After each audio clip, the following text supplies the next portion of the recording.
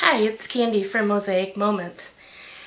We had some people ask us how they incorporate patterned paper into their pages. Traditionally, we're working on solid colored grid paper like this with our photos, and so we kind of wonder, well, what do I do with patterned paper? Well, here's one example. This one I only had one photo of my nephews here. So I decided to get a little creative, and I cut all of this in patterned paper using the new Mosaic Moments dies. Sorry about that. So I used 4 different kinds of paper and cut them all out with just the one photo. So you can still incorporate the Mosaic Moments system in with all your patterned paper. And I know if you're like me that you're probably really into paper. When I saw this sheet of paper, I knew that I had to have it.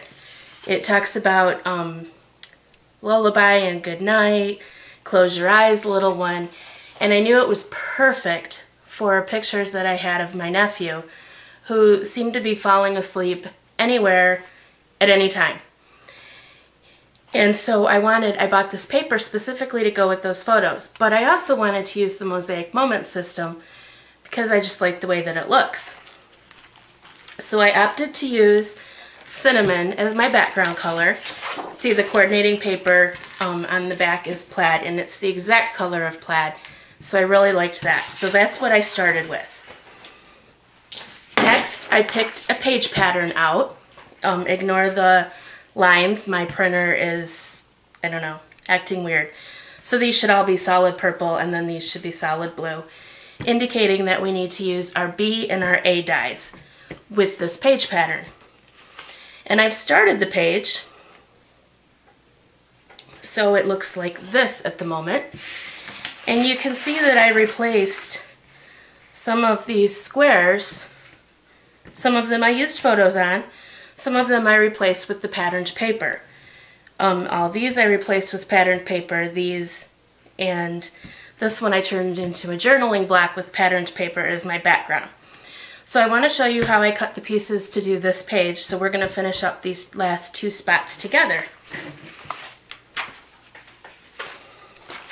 So I'm going to pull out, because I need this, I'm going to pull out my B dies. I keep them on a magnetic sheet, and I have them labeled both with the letter, and I used a color marker that matches the colors here, so I can just look at purple and grab purple and not have to read and think about what it is.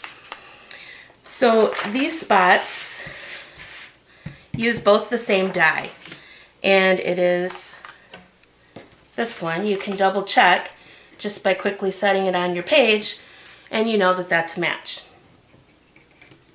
So for this one, we're going to cut this first, and the way that I did it is I cut my patterned paper to a more manageable size. If you're very paper conscious and you don't want to waste anything, cut your paper just a little bit larger than your die, and then it'll all line up for you. So I'm working with a big shot, so I'm going to start with my magnetic platform, and then a clear plate, then my patterned paper, and then my die upside down. Position it exactly where I want it. Place a clear plate on top. Stick my little sandwich through my big shot. Don't worry about the noise. That's normal as it cuts through.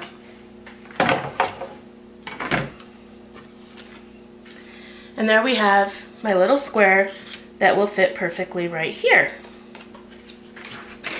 Let's go ahead and glue that on real quick.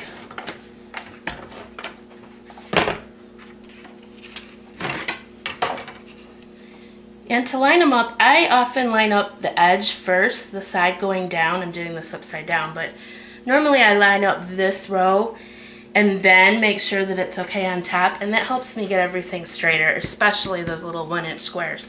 Those are hard to get straight sometimes. Now for this square, I had one more photo that I wanted to use, but my photo wasn't large enough to use this die. It wouldn't fit in this space. So what I did is I cut out a piece of patterned paper, the size that I needed. We'll glue that one down. Again, line up from the side first. And then I took the next size smaller. This is the die that fits. So because these are like kind of nesting dies or layering dies, I just took the one size smaller and I cut out my photo with this. I did the same thing up here for my journaling block. And then we'll just glue that one down. Almost put Henry upside down. And there we go. Our page is complete. So we followed the pattern on here, but we substituted some of these traditional photo squares for patterned paper so that we could still get our journaling block, our embellishments, our title, and use that really cute paper that we wanted to use on this page. Thank you.